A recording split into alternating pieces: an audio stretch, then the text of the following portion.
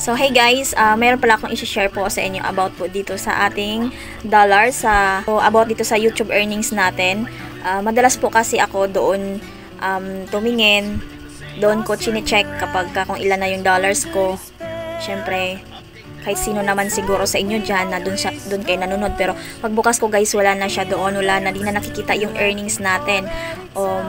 Tingnan natin ito guys kung hindi ba talaga nakakasama sa ating YouTube channel. So ito guys, ipapakita ko sa inyo. So ayan guys, every morning kasi tumitingin ako sa aking YouTube studio, yan. So aking earnings. So guys, nawawala na yung earnings ko dito, hindi siya nakikita. So may na-receive akong known issue sa notification. So binuksan ko siya. Ang sabi dito ay unable to view earnings in studio. Creators will receive reports that some of you can see your earnings for previous and current months and YouTube studio. Rest assured this blah blah blah. Basahin nyo na lang kasi hiningal ako.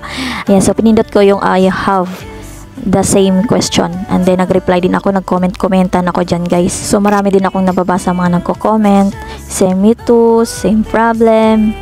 Yan, so iba di ko maintindihan. I am unable to see the income and the studio. Please YouTube team show me the option of my income. Yan, how to fix this problem. Ayan, so ang dami mga nagko-comment dyan. So nagko-comment ako dyan guys, pero hindi ko nakita kung lumabas ba siya o pumasok. Ayan, 10k subscribe me. So nakikita nyo naman dyan, no? So paano kaya ito ma-fix guys, yung problema na itong sa earnings na hindi nakikita? Saan kaya natin ito mahahanap? Saan kaya natin ito paano ito maibabalik? May babalik pa ba ito ni YouTube? So ayan, meron din dito hindi ko maintindihan. Agar dapat, ano ba yan? Terema Kasim, hindi ko maintindihan. So same issue. So ayan guys, nanonood ako ng ibang video, hindi ko rin maintindihan kasi mga Arabo, mga Arabic yung mga salita. Halos lahat po yung pinapanood kong mga video dito about sa earnings, puro Arabo, mga Arabic po, hindi ko po sila maintindihan, wala pong Pinoy. And then dalawa pala itong naka-notification sa akin, si YouTube. So meron din ditong, ayan, i-manage daw yung ating Google account. Baka daw magkakaproblema, protect to your channel. So check natin dito guys sa ating revenue. Pwede rin tayong mag-check dito sa ating revenue kung magkano yung lumalabas for lifetime. Ayan guys, click natin yung lifetime. So yan yung pangkalahatan na guys, simula nung kailan ka, 2021, kung kailan ka pinasahod ni YouTube. So mayroon din pong ibang paraan na pwede mo pong tingnan doon. Doon ka sa AdSense site. Type mo lang yung AdSense site. Ayan, kung hinahanap mo yung iyong earnings. So click Google AdSense, click yung magsimula, and then diretso ka na doon sa site mo.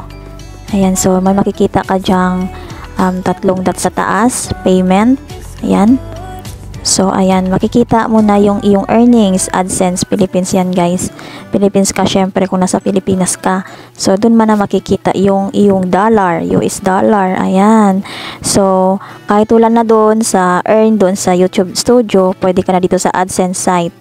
Ayan, di ba? Guys, nakita ko siya after ko doon nag-comment. Nag-comment ako doon, and then nag-subscribe ako, and then walang isang oras bumalik po yung aking earnings doon. Makikita na siya sa YouTube Studio.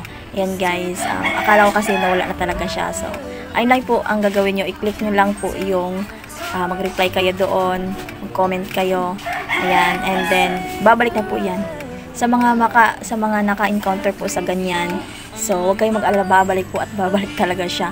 Akala ko nga ma-demonetize ako ng YouTube.